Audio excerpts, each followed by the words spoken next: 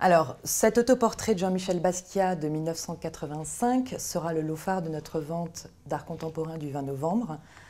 C'est un autoportrait que Basquiat a réalisé au cours d'un séjour chez Bruno Bischofberger à Saint-Moritz, à une période où Basquiat est au sommet de sa renommée.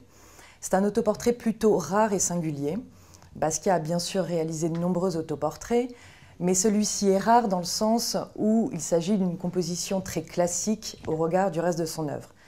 Classique en quoi? D'abord, c'est une peinture entièrement réalisée à l'huile, ce qui est assez inhabituel chez l'artiste.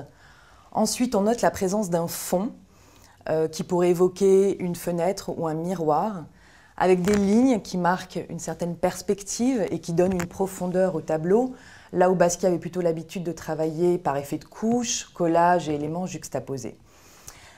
Ensuite, on est avec ce tableau dans la tradition du portrait classique, une pose frontale, légèrement figée et puis élégante en costume et cravate.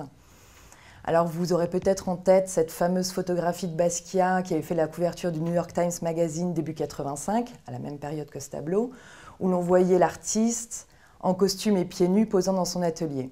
Alors le costume est une tenue que Basquiat affectionnait particulièrement, mais il est vrai qu'il n'avait pas pour habitude de se représenter ainsi dans ses autoportraits.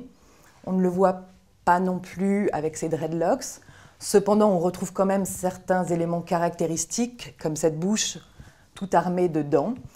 Et puis, ces démons ne sont pas totalement absents, puisque certainement représentés par cette flamme au-dessus de son épaule, qui pourrait faire penser à un diable qui murmurerait à son oreille. Mais Basquiat nous offre bel et bien là une autre vision de lui, dans un portrait classique et également intimiste au regard de son format.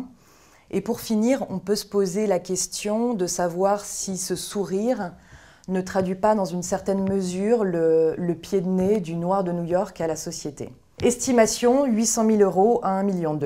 Donc, autre artiste américain que nous présentons dans notre vente de prestige du 20 novembre, un grand tableau de Robert Motherwell de 1977.